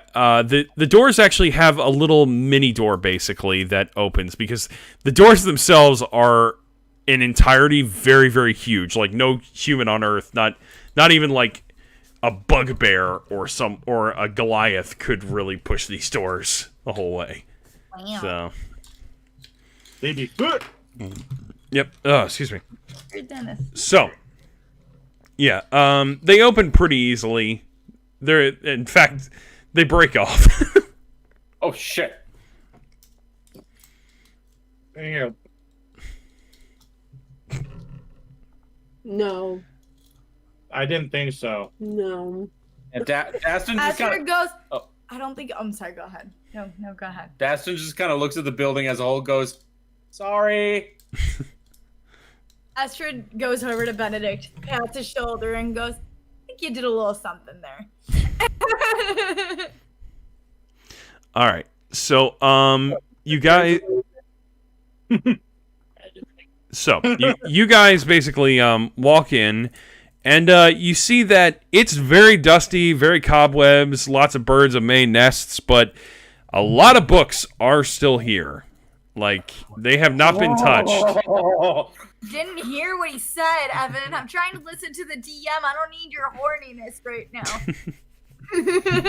He wants to crack open a book. No. Hey. Split a book in two. Fine. He's hooked on phonics. All right.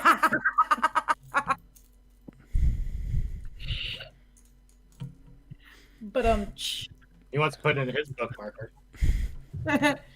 he wants to save that page. Baby, show me your Dewey Decimal System. All right. Anyway, so you guys walk in, and God. All right. So you see that the books have been pretty well preserved. I mean, they're all very old, but they are still there. It seems like the thieves didn't really have much interest in them, you know, against the actual like valuable stuff. Although we're talking about college books here, so maybe that's not totally accurate. But okay, before we continue with you guys, why don't we move over to the Fairy and the Skull for a minute? That'd be a sick band name, bro. That would be a really cool band name. The Skull Fairies or something? Yeah. Best sitcom ever, The Fairy and the Skull. Harry Potter and the Fairy and the Skull. Sorry. I was being pretty genuine, actually, Terrence. I don't appreciate you turning the party against me, and like, frankly, it's just uncool. I only did the thing like once, and All right. I'm sorry. And I would like to investigate to see if there are any signs of like people or more of the monsters, like more of the cursed creatures in or around the building. All right. Investigation check. Investigation. I rolled a 6. I'm not doing bad. Yeah, you're not seeing anything, unfortunately. I'm too involved in this argument. Yeah, exactly. Cool. The other thing I would like to look for is any kind of lab that maybe would be here since it's a university. I want to find more components and stuff. Okay. Yeah, go ahead. So I just roll another investigation check. Well, I mean, that's going to be kind of hard because I mean, there's really nothing to indicate where to find that exactly. Okay. Like there's no signage? This is a terrible layout, Terry. Well, I don't okay. know how... or actually, Terry, I mean, you let's can do this. I was going to wait for you to figure that out. Okay, so yeah, so you asked Terry. You're asking Terry this? Yeah, Terrence, where is the laboratory? And Terrence, right? Terry, all right, Elizabeth Taylor. Okay, Terry. I'm sorry. Joan Collins kind of shit. So Terry answers with, I believe I remember where it was. I had to take a few alchemic classes here and there. Follow me, and I am going to make Terry. Let me look at a Flame Skull's stats. Terry. Wow. All right, so let me get a D20 set up here. All right, Flame Skull. What would a memory be? Would that be intelligence or constitution? History? It would be a history check. In history, I believe. Let me double check here. I believe that's intelligence. So okay, so he's got a +3 in intelligence. So let's go ahead and roll. Okay, so altogether he rolled a 19. So he is able to remember pretty well where the big labs are. Hell yeah. So he basically guides you on the way there. But along the way, you do hear some chattering from some rough-sounding voices through the halls. Okay, but it's voices and not creature? Yeah, it's voices. Okay. You hear them saying, like, how are we supposed to carry all this? Okay. I'm gonna cast invisibility on myself. All right. So I cast invisibility, and I'm gonna follow the voices and like do like a shushing motion to Terry, but I forget that I'm invisible, and I'm just gonna like try to see what's going on. What is it they're trying to carry? Perhaps. All What is right. the components I'm looking for? So, what kind of check is it again? I'm sorry. I just want to follow the voices and see what's up. Okay. That would be perception, I guess, wouldn't it?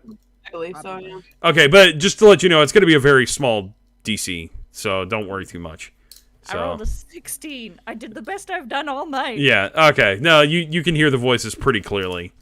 You and Terry follow them. Terry tries to like lower his flame a little bit so he's not easily spotted, and he kind of goes, "Oh, I didn't know I could do that. Interesting." Yeah, I'm just gonna go and like, are they like in a room or like? Yeah. They're through the halls basically. Okay. Yeah, I'm just And gonna like keep flying until I see someone. You come upon three rough-looking fellows, Goliath, a goblin, and what appears to be like some sort of like drow, basically, like a drow. Okay, and they're pretty like they look like bandits. Yeah. You got the goblin basically, who is apparently like almost the leader. The goblin is a little is just basically a little like tyrant, and the Goliath he's muscular, but he's got a big pot belly. He's not like a traditional like, athletic looking. Not Grog. Yeah. He's not Grog. He's more like, I don't know. What's a good example? He's just like, he's got dad bod. I didn't want to say it, but that's basically what I'm going for. Yeah. It's like a heavy weightlifter as opposed to like a muscle like model. Yeah. He's like the guys at the gym who are really strong, but they're not going for like sculpting. Yeah. They're strongmen, not bodybuilders. Yeah, exactly. That kind of thing. And then you've got like what an actual strongman looks like. Yeah. You've got and then you've got the drow, who's kind of your typical pretty boy. He's a little rough around the edges, but he's still pretty handsome. So I'm picturing a twink. Tell me he's a twink. My characters tend not to be twinks, but I mean he's thin. He's not super muscular, but he's fit. So You just described a twink to me. Fair enough. I can't really control that, so Cool. And like, can I see what they're carrying? Is it obvious? It's obvious. They're carrying a trunk full of like old weapons and like magical items, like assorted items. Nothing really identifiable at the moment because it's all kind of cluttered in there. So okay. I'm not like all that interested in treasure, to be honest with you. It's kind of just like, I'm like, I don't know that I see anything useful in those piles, but also I think it would be best perhaps if this building were empty when we attempt the magic ritual we're going to be attempting later. So, okay. I'm gonna turn to Terry real quick and like in the lowest voice possible be like, okay, we need to pull some bullshit. All right. We gotta scare these guys out of the building. I don't care what they take, but we gotta scare them real good. You can do that, right, Terry? You're pretty scary. You're a scary guy. Scary Terry. Scary Terry. Right?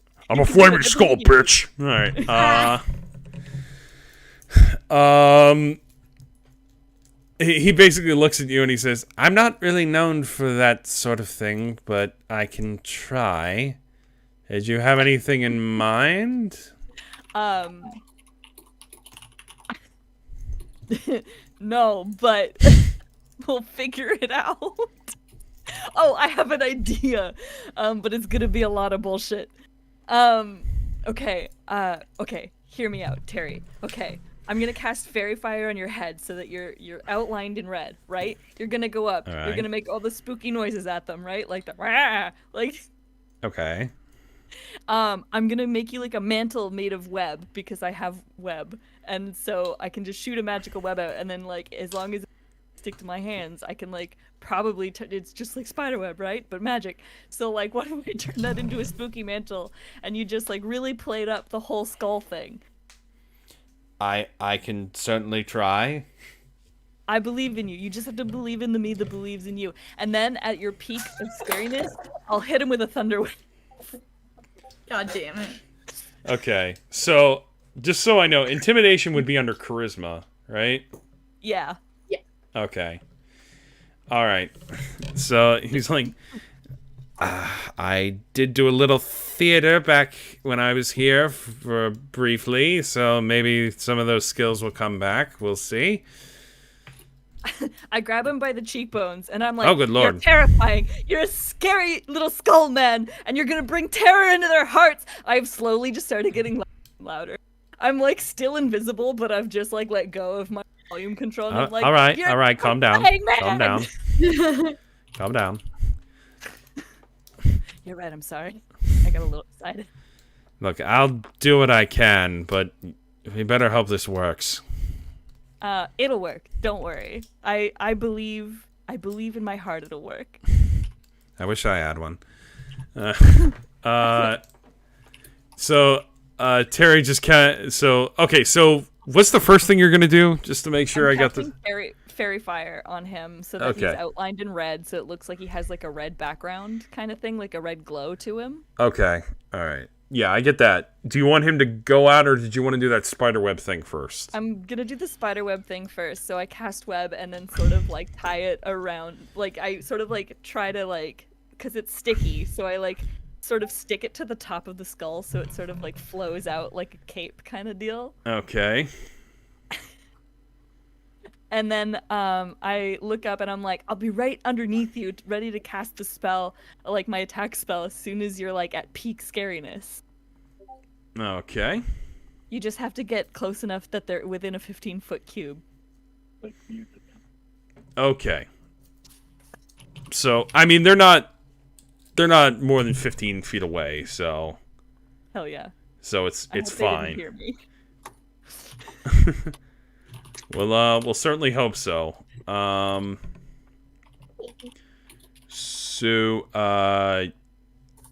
sorry, I'm having some computer issues here for a second. All right, okay. So, basically what happens now is Terry kind of walks out while they're still arguing. The goblin is going, you bloody nincompoop. What's the point of you being a Goliath if you can't even move this stuff? I'm sorry. I'm trying my best. And the drow is just like, wait a minute. Guys, do you hear something? And then you see Terry appear. And he's going like, ooh.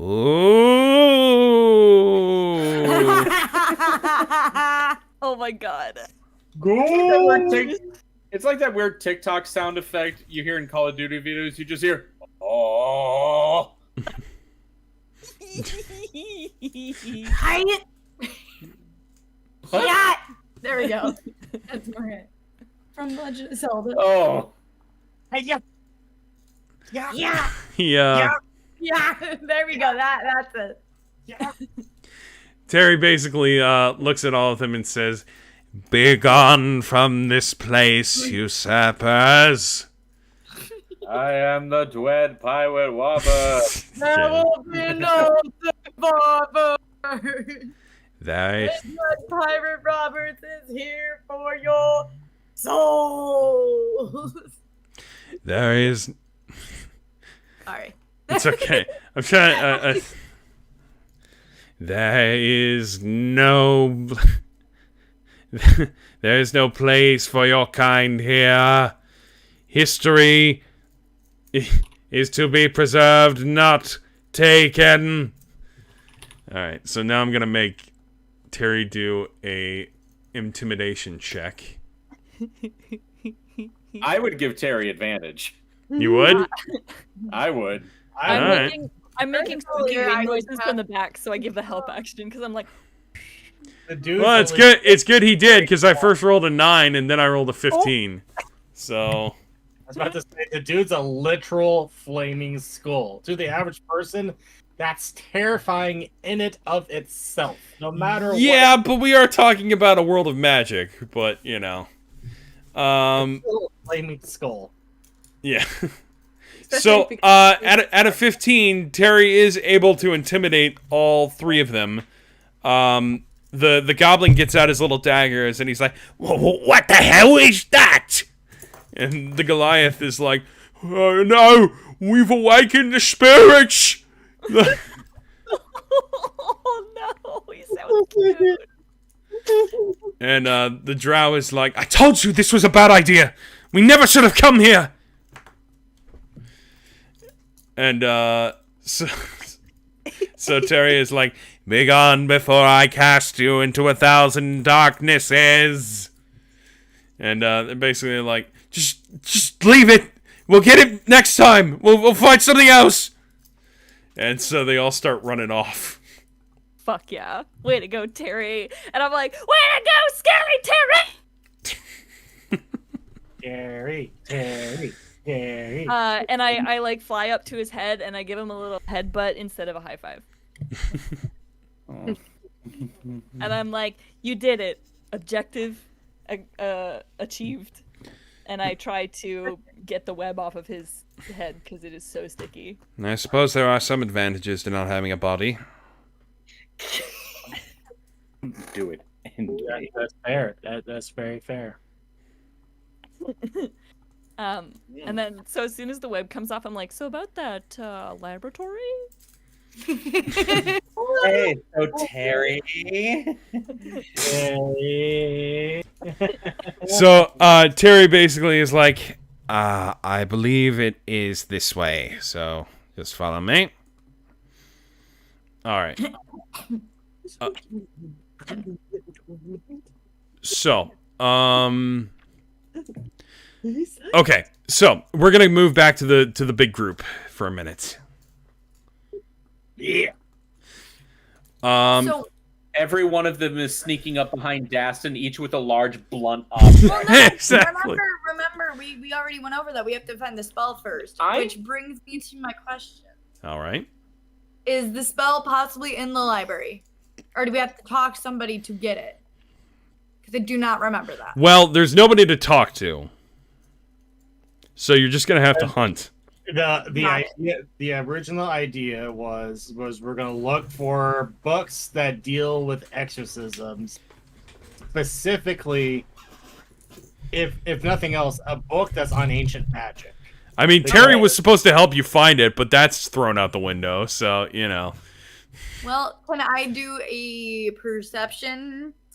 I think it would be a perception. 1 second, Leah. What do you want to do? Leah?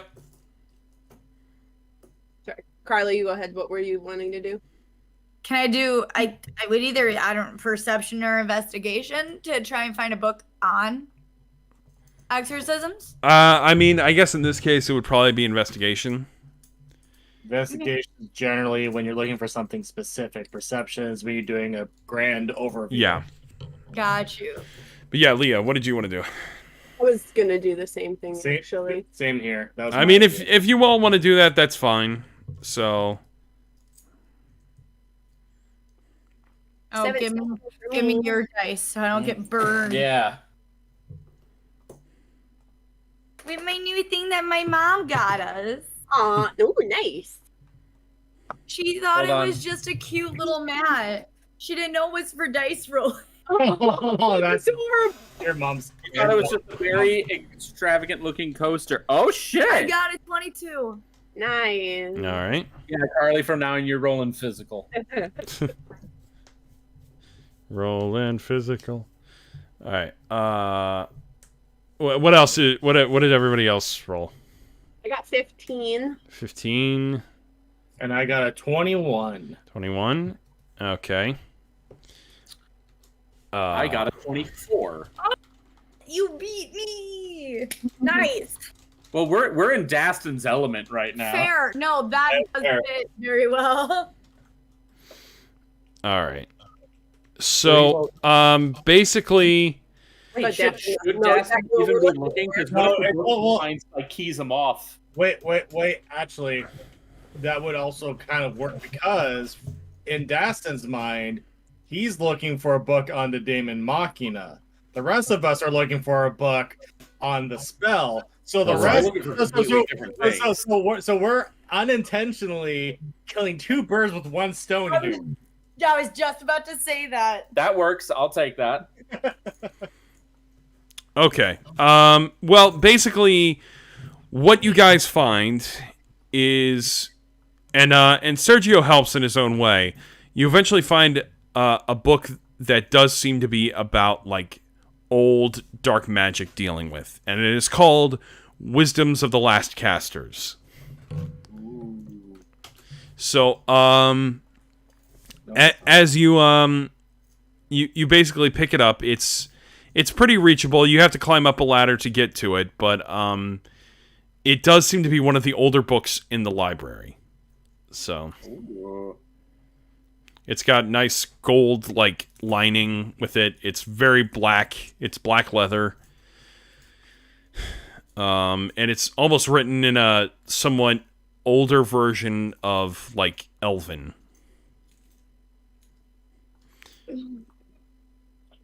Awesome. You see Sergio look at it and say, "I can't believe they actually had it." Great. Daston doesn't even hear that. He's too engrossed. Well, yeah, never mind. No. What was it, Carly? Never mind, because I kind of answered my own question. So we're But good. what was the Alright. question? I was gonna say, but didn't we all kind of help with that? But then I was like, I'm stupid and I overthought it. So never mind. You're fine. I'm just. No, you're not. You said it's written in Elvish, right? A very ancient Elvish. So, well, not ancient, but an older Elvish, basically. So, I mean, Benedict does know Elvish, but could he try to look through it and see if it had any information on either the exorcism or the Daemon Machina? yeah, if you want to, go ahead. Perfect. Would I need to roll anything to read? Or I guess maybe a history check for that one. Okay. Yeah, because I was like, he has Elvish as one of the languages he can read. Well, he can read, but let me double check one thing here. I can't remember if I gave it the spell to him or not. I know that. Oh, comprehend languages. So, I would do the roll first to see. oh, if you that's need to spoken use language. That's spoken language It. to Oh, hear. spoken. Yeah, never mind. Oh, let's see. But you must be touching the surface on which the words are written. Oh, I can understand any written language as long as I can touch it. Do you need to use a spell slot for that? Okay. So I just try to read it and not Well, waste a spell it's a- slot. I mean, it's a first level spell. I It's mean, still- yeah. like, if it's But if do it's, you want to waste a spell slot when Visera can just read it? Well, yeah, either Benedict. Well, Visera's a drow, so Well, yeah, Bendic has Elvish as a Yeah. language, but I just don't know if since it's an older Yeah. Elvish, that's why I Yeah. was Oh, like, that's a solid point. yeah, that's why I was you like, can try it first and then cast it if Mhm. you don't succeed. History is just a six. 13. No, you have seven. So, You have seven. Yeah. rolled over. Okay, so that's the 13 to read. Just if it's just with just Elvish without reading using the spell. Okay. So, as you do it, you basically are able to comprehend what you're reading. Okay. And it's basically telling you that this is the old way to deal with exorcism, basically for creatures of the time. It basically talks about how, demons like of the olden times were mostly tricksters, mostly enjoyed just like messing with humans and taking them over. They weren't even really looking for any sort of domination. They just loved to follow humans and make their lives pretty much either miserable or manipulate them into a way that benefited them. Gotcha.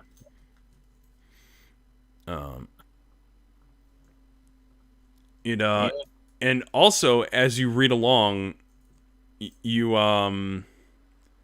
you do read a little bit about the Oblivion King, basically, The Oblivion King. which is similar in, which is basically what you've been learning about through the Daemon Machina.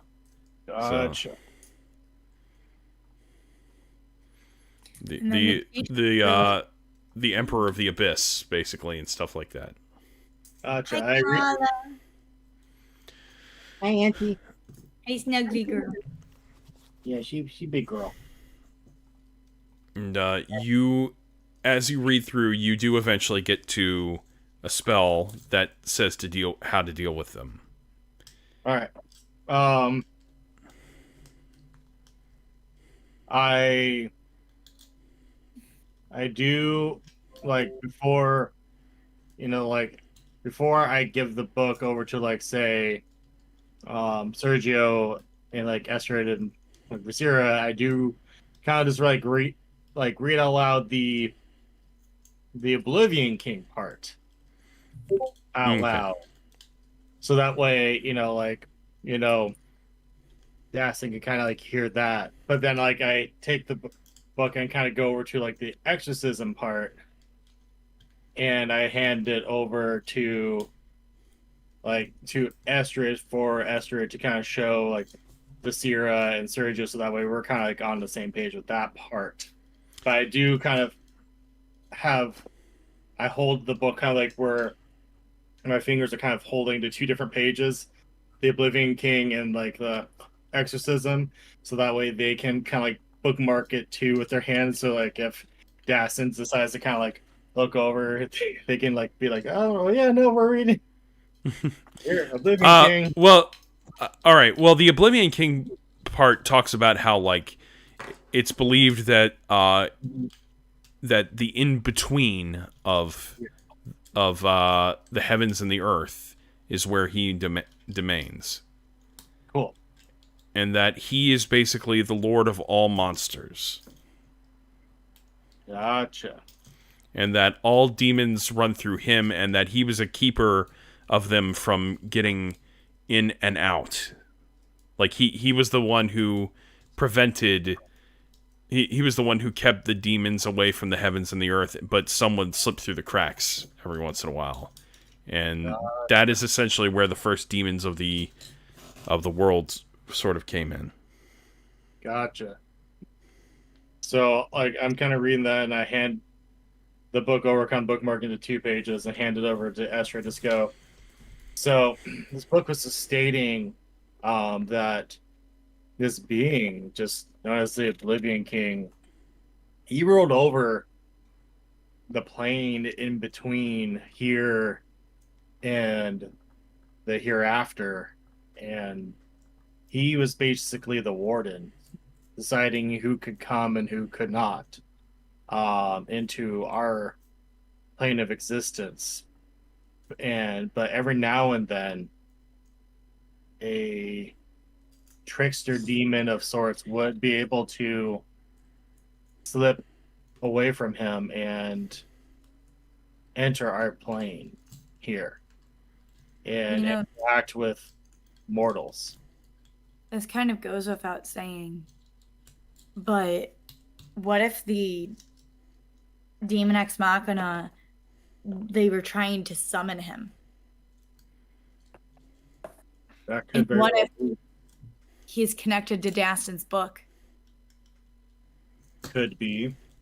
Or the plane could also be a way to allow the other demons a way to get into this plane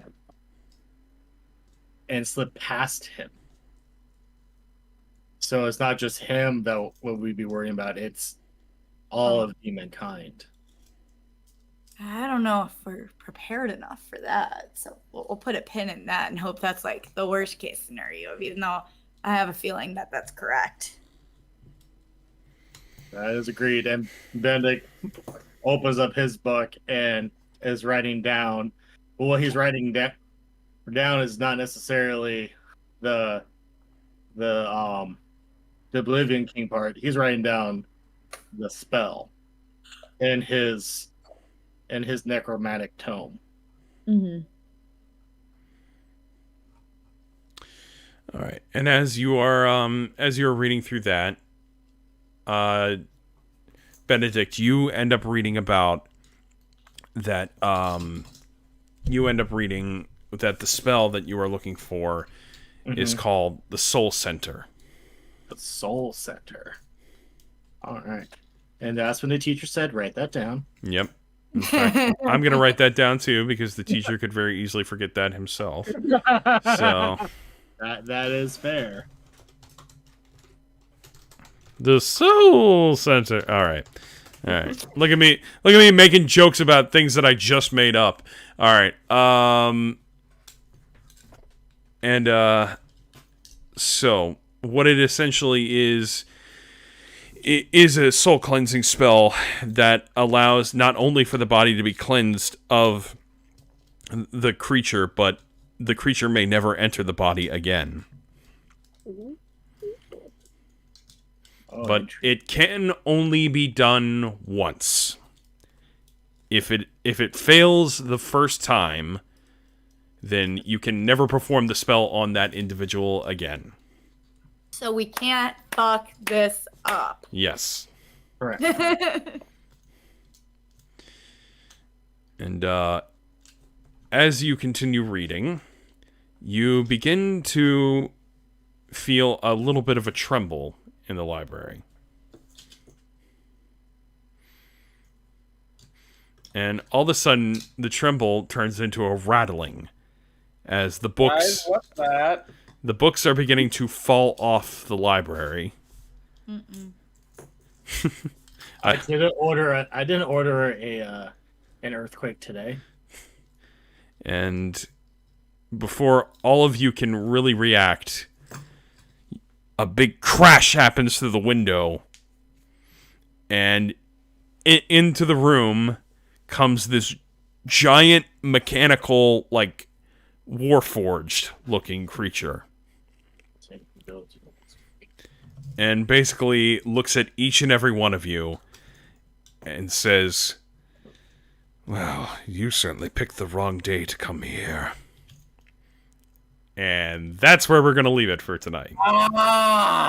Such a short sash. Oh, whoop. I was about to have a snarky response. I know you were. That's No, that's good though. Yep. That's An actual autonomous mechanicus. All right, Dr. David Dilbert. Who? Treasure Planet. Oh. You call yourself a fan. I can't remember his full name. I couldn't find any Treasure Planet or Tron stuff at Disneyland. I was so sad. They have Tron stuff now. At Disney World because of the ride. Yeah, exactly. And my bad. Yeah. All right. So thank you, everybody. Thank you all to all my wonderful players. And yeah, I guess next Thursday will be 5 houses. 5 schools. 5 schools. 5 schools. I was thinking Fire Emblem. Sorry. All good. All right, and yeah, the week after that we will we will get back to this hopefully. So Yeah. all right then. Thank you, everybody, and have a great night.